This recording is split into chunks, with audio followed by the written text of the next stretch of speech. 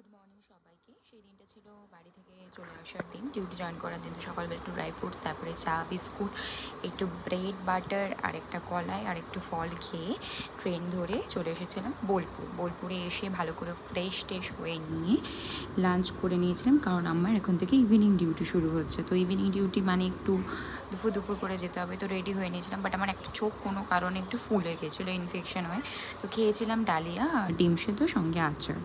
পুজো আসছে, হেলদি খেতে হবে, ওই জন্য মানে ওয়েদারটা একটু আগেও যথেষ্ট ভালো ছিল, বৃষ্টি ছিল, খুব সুন্দর ছিল। বাট একটু পরে এত গরম লাগছিলো, লিটারালি মনে হচ্ছিলো যে দুপুরবেলা তপ্ত রোদে আমাকে কেউ সেঁকতে পাঠিয়ে দিয়েছে। ভীষণ বিচ্ছিরি একটা গরম, বাট আকাশটা শরতের আকাশ, যেমন পুজো আসার সময় যেরকম থাকে।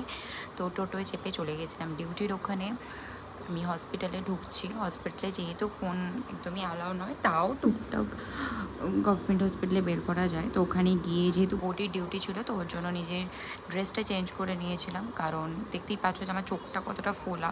সবাই জিজ্ঞাসা করছিলো কী হয়েছে, বাট কী হয়েছে সেটা আমিও জানি না। নয় কোনো পোকা থেকে হয়েছে, না তো ঠান্ডা লেগে হয়েছে, কিছু একটা থেকে হয়েছে, মেবি কী থেকে হয়েছে আমিও জানি না। ব্যাস আমি কাণ্ড ঘটিয়ে দিয়েছি। এটা প্রত্যেক দিন আমি করে থাকি। ক্যাপ পরতে গিয়ে, মাস্ক পরতে গিয়ে একটা করে ক্যাপ মাস্ক আমি নষ্ট করি। তো ঠিক আছে, ইটস ওকে, এসব তো হতেই থাকে রোজ আমার সঙ্গে। তো এটা করে নিচ্ছিলাম। আর যেহেতু ডিউটি হ্যান্ড ওভার দেবে আমার বন্ধু আমাকে, তো ওর জন্য আমি আগে গেছিলাম, আমার পরে আমার আরেকজন গেছিলো। রেডি হয়ে নিয়েছিলাম, তোমাদের দেখিয়ে নিচ্ছিলাম নিজেকে।